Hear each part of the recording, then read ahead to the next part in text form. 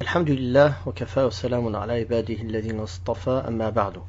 La prière en groupe, quand on la prie à la maison, elle peut comporter plusieurs situations, selon les membres qui sont à la maison. Hommes, femmes, garçons pubères, filles pubères, garçon qui n'est pas encore pubère, mais qui a atteint l'âge du discernement, fille qui n'est pas encore pubère, mais qui a atteint l'âge du discernement, ou enfant, garçons et filles qui sont encore plus jeunes que l'âge du discernement. Donc selon les personnes qui se trouvent à la maison, la manière de prier en groupe diffère. Premièrement, quand le père prie avec son fils ou avec un autre adulte, c'est-à-dire avec un homme ou avec un garçon, alors cet homme et ce garçon se tient à la droite de l'imam sur la même ligne que lui. L'imam est un homme et celui qui prie avec lui est un homme ou un garçon. Ce garçon se tient à sa droite. Quand il y a trois garçons qui prient ensemble, trois garçons ou trois hommes, ou trois garçons et hommes mélangés, peu importe. C'est-à-dire il n'y a pas de filles parmi eux. L'imam se tient devant et les deux hommes ou les deux garçons, ou bien le garçon et l'homme, se tiennent derrière lui. Se tiennent derrière lui pour la prière. Le troisième cas, c'est quand l'homme est seul avec son épouse, quand l'homme est seul avec son épouse, ou sa sœur, ou sa mère, ou sa tante, ou sa fille. Alors, la femme se tiendra derrière l'homme. D'ailleurs, Ibn Abd al-Barr, rahimahullah, rapporte dans l'Istidhkar, volume 6, page 249, les savants sont unanimes que la femme prie derrière l'homme aligné seul, et que la sunna pour elle est de se tenir derrière l'homme et non à sa droite. D'ailleurs, en cela, il y a plusieurs hadiths. Un hadith rapporté par Al-Bukhari et un autre par Abu Daoud. Le hadith de Al-Bukhari, c'est quand le prophète sallallahu alayhi wa sallam a visité Anas ibn Malik et qu'il a présidé la prière de Duha chez lui, et que Anas et l'orphelin se sont tenus derrière lui, et que la grand-mère de Anas a prié derrière eux, seule. Il y a le hadith aussi rapporté par l'imam Abu Daoud, où une fois le prophète sallallahu alayhi wa sallam a présidé la prière avec Anas et sa mère, Sulaym. Anas s'est mis à sa droite, s'est mis à la droite du prophète sallallahu alayhi wa sallam, et Sulaym, qui est la mère de Anas, elle s'est mise derrière seule. S'il était permis que la femme et l'homme se mettent dans le même rang, la mère et le fils se seraient mis dans le même rang derrière le prophète sallallahu alayhi wa sallam. Donc cela prouve que la femme se met toujours derrière les hommes. Que cet homme soit un proche d'elle ou non. Et d'ailleurs on a rapporté l'unanimité sur cela auparavant, et nous avons cité deux hadiths. Cheikh Ibn Baz rahimahullah a été questionné en ces termes. Si l'homme prie avec sa mère ou avec l'une de ses maharim, c'est-à-dire les femmes avec qui il n'a pas le droit de se marier, dans une chambre, seuls, ils sont seuls, il n'y a pas un groupe avec eux, est-ce qu'il est obligatoire que l'homme se mette devant et la femme se mette derrière, en sachant qu'ils sont seuls? On veut une réponse avec des preuves si c'est possible, qu'Allah vous donne le succès. Le Cheikh Ibn Baz rahimahullah a répondu, s'il veut prier avec une femme, alors il faut qu'elle soit derrière lui, elle ne peut pas s'aligner avec lui. Même s'ils sont mari et femme, ou avec sa mère, ou bien même avec sa sœur, ou sa fille, ce qui est légiféré, c'est qu'elle se mette derrière lui. Et c'est pour cela que, quand le prophète sallallahu alayhi wa sallam a prié pour Sulaym a prié derrière eux. Quand il a prié avec Anas, il a mis Anas à sa droite, et Sulaym, la mère de Anas, était derrière eux.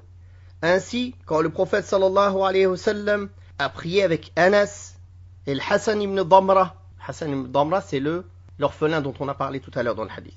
Alors, Anas et Hassan ont prié derrière le prophète sallallahu alayhi wa sallam en rang, et sa mère Sulaym a prié derrière eux. Elle ne s'est pas mise en rang avec eux, ni avec le prophète sallallahu alayhi wa sallam. Donc, la sunna concernant la place où la femme doit se mettre dans la prière, c'est derrière les hommes. Même si elle est la mère de l'imam, même si elle est l'épouse de l'imam, elle ne se met pas en rang avec lui. Mais elle sera plutôt derrière lui. Ceci est la sunna. Et il n'est pas obligatoire qu'il prie en groupe dans leur situation. Si cet homme prie seul et elle prie seule, il n'y a pas de mal. Mais s'il veut qu'elle prie avec lui, les prières de nuit, ou bien la prière obligatoire, par exemple il est malade, il ne peut pas sortir prier à la mosquée, ou il a raté la prière obligatoire à la mosquée, et elle veut prier avec lui la prière obligatoire, il n'y a pas de mal. Ou bien la prière de nuit, il n'y a pas de mal. Il prie avec elle, mais elle priera derrière lui et non à ses côtés. Fin de citation de la fatwa de Cheikh Ibn Baz que l'on trouve sur son site officiel. Rahimahullah. Donc là, c'est le troisième cas que l'on a cité, l'homme qui prie avec son épouse. Le quatrième cas, c'est deux hommes et une femme. On a cité cela dans le hadith auparavant, l'histoire de Anas avec Sulaym. C'est-à-dire que le deuxième homme, que ce soit un homme ou un garçon, se met à la droite de l'imam et la femme se met derrière eux. Il y a le cas où les hommes de la maison sont trois, que ce soit des hommes ou des garçons, peu importe, et la femme est seule. Dans ce cas-là, l'imam se tiendra devant, les deux hommes ou les deux garçons, ou l'homme et le garçon derrière lui, comme dans l'histoire de Anas avec sa grand-mère et l'orphelin, et la femme se mettra derrière eux, même si elle est leur mère, même si elle est leur sœur, même s'ils sont tous de la même famille. Et la dernière situation, c'est quand dans la maison il y a plusieurs hommes et plusieurs femmes. Alors, l'imam se tient devant, le rang des hommes se tient derrière l'imam, et le rang des femmes se tient derrière le rang des hommes. D'ailleurs, dans le hadith de Abu Huraira, radiyallahu anhu, rapporté par l'imam Muslim, le numéro 440, le messager d'Allah sallallahu alayhi wa sallam a dit: le meilleur rang pour les hommes est le premier, et le plus mauvais est le dernier. Le meilleur rang pour les femmes est le dernier, et le plus mauvais est le premier. Ce qui prouve que la femme se met toujours derrière. Les deux dernières situations dont nous allons parler, c'est d'abord si des femmes sont seules entre elles. Alors il faut savoir que les savants ont divergé. Est-ce qu'une femme peut faire imam, même entre femmes? Dans l'école juridique de l'imam Malik et de l'imam Abu Hanifa, c'est interdit pour une femme de faire imam, même entre femmes. Dans l'école juridique de l'imam Shafi'i et l'imam Ahmed bin Hanbal, ceci est permis. Et il y a des preuves sur le fait qu'une femme peut être imam quand elles sont entre femmes. Ceci a été rapporté de manière authentique de Aïcha radiyallahu anha, qu'elle présidait la prière des femmes en se tenant au milieu d'elles. C'est-à-dire elle ne se devançait pas sur les femmes, elle est sur le même rang que le premier rang, au milieu. De même, ceci a été rapporté par Salama radiyallahu anha. Et il y a un hadith rapporté par l'imam Abu Daoud où une femme qui s'appelle Waraqa, qui était surnommée par le prophète sallallahu alayhi wa sallam la martyre. Pourquoi? Car à la bataille de Badr, elle a demandé la permission au prophète sallallahu alayhi wa sallam de sortir avec lui pour soigner les malades, en espérant qu'Allah lui octroie le martyre. Il lui a dit: reste chez toi et on espère qu'Allah t'inscrive le martyre. Et effectivement cela a été ainsi, car elle avait des esclaves qui l'ont tuée et elle est morte martyre. Radiyallahu anha. Cette femme, elle connaissait le Coran et elle a demandé la permission au prophète sallallahu alayhi wa sallam de présider la prière chez elle. Alors le prophète sallallahu alayhi wa sallam lui a permis de présider la prière pour les gens de sa maison dans le hadith, dans la version d'Abu Daoud. Dans cette version-là, il y avait un vieillard qui faisait l'adhan pour elle. Mais est-ce que ça veut dire qu'elle présidait la prière pour les hommes, pour les garçons? Non. Car dans la version rapportée par l'imam Daraqutni, dans Sunan de Daraqutni, le hadith 1084, il est clairement précisé qu'elle présidait la prière pour les femmes de la maison. D'ailleurs, Ibn Qudamah, rahimahullah, dit dans Al-Mughni, après avoir cité cette question, il est obligatoire d'accepter ce rajout qui a été rapporté par Daraqutni, rahimahullah, dans le volume 3, page 33 de Al-Mughni. Donc en résumé, concernant les femmes, la femme ne peut jamais être imam pour des garçons ou pour des hommes. Et il y a divergence, est-ce qu'elle peut être imam pour une femme, pour les femmes, et on a dit que le plus juste c'est que c'était permis, mais elle se met au milieu d'entre elles. Il faut savoir, concernant le tarawih, que à la base le tarawih c'est une prière qui se fait en groupe à la mosquée. Maintenant qu'on ne peut pas fréquenter les mosquées, on n'est pas dans l'obligation de le faire en groupe.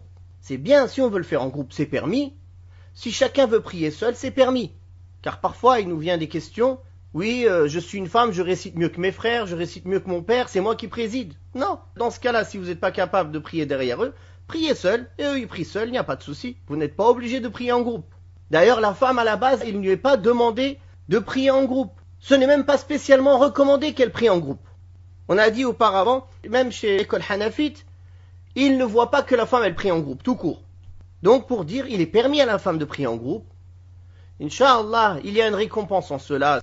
Mais ce n'est pas une chose qui est demandée spécifiquement à la femme.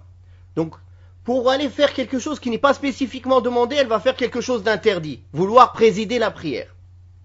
Alors que si elle ne se sent pas à l'aise de prier derrière un homme qui ne récite pas beaucoup de Coran, elle peut aller prier seule. Ou prier en groupe de femmes. Ce qui est permis, comme on l'a cité. Il reste un dernier cas que l'on va citer dans cette question-là. Nous avons cité tout à l'heure, en introduction, que l'homme ou la femme passe par des étapes. L'enfance, puis l'âge de discernement, puis la puberté. Quand il est pubère, il est considéré comme un homme ou elle est considérée comme une femme. L'âge de discernement, il est situé entre 7 et 14 ans. Il peut être entre 7 et 9 ans. Par exemple, il y a des femmes qui sont pubères à 9 ans, qui sont des femmes. À 9 ans, par exemple, elles ont leur menstru, ou à 10 ans, elles deviennent des femmes. Comme toute autre femme qui a 25 ans ou 30 ans. Bien sûr, elle est moins mature que d'autres femmes, mais religieusement parlant, c'est une femme. Pareil un homme. Si les signes de la puberté apparaissent, c'est un homme, à part entière. Il est responsable de tous ses actes. Donc, ici on veut différencier trois périodes. La première période, l'enfance, où l'enfant ne discerne rien. C'est un enfant qui joue, tout simplement. La deuxième période, il passe à un âge entre 7 et 10 ans. Il y en a c'est un peu plus tôt, il y en a c'est un peu plus tard. Ce ne sont pas des âges fixes. La période où on commence à l'appeler à prier, comme le prophète sallallahu alayhi wa sallam a dit, d'appeler nos enfants à la prière à l'âge de 7 ans. Et que s'ils ne veulent pas obéir à 10 ans, on peut les frapper pour cela, on peut les corriger. Donc, on commence à leur enseigner un peu avant, mais à 7 ans, on commence à les appeler à la prière. Donc à la base, si c'est un garçon, normalement il va avec son père à la mosquée. Il n'est pas censé prier à la maison avec les femmes. D'ailleurs, c'est l'habitude qu'on va lui donner pour qu'il prenne cette habitude quand plus tard il sera pubère et quand il sera responsable de ses actes. Mais au cas où il prie à la maison, alors il faut savoir qu'une femme ne peut pas présider la prière de son fils, même s'il est petit. Elle peut lui montrer, par exemple, quand elle prie, si c'est un enfant qui n'a pas de discernement, il comprend rien. Si pendant qu'elle prie, il se met à côté d'elle, ou il se met derrière elle, il l'imite, ça il n'y a pas de mal. Mais par contre, ils ne font pas une vraie prière, où elle est imam, et le garçon, il la suit. Car ceci n'est pas valide. Est-ce que un enfant qui a atteint l'âge de discernement, mais qui n'est pas encore pubère, est-ce qu'il peut présider la prière? Ça c'est une question aussi où les savants divergent. La grande majorité voit qu'un garçon ne peut pas présider la prière avant qu'il soit pubère. Mais chez les Shafi'iyya, ils voient que c'est permis. Ils se basent sur un hadith qui est rapporté par l'imam al-Bukhari.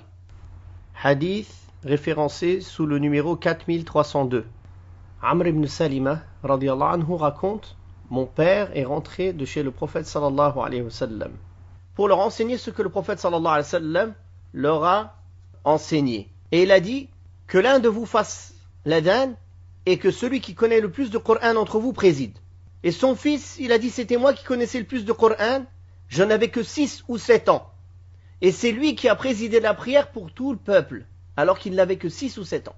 Donc si un enfant qui a atteint l'âge de discernement sait faire la prière correctement, alors il peut présider la prière selon l'avis le plus juste, que ce soit une obligation ou une prière surrogatoire. Wallahu a'lam. Donc voilà quelques points que je voulais citer, qui peuvent être très utiles en cette période où tout le monde prie à la maison. Wallahu ta'ala a'la wa a'lam, wa sallallahu ala Muhammadin wa ala alihi wa sahbihi wa sallam, walhamdulillahi rabbil alamin.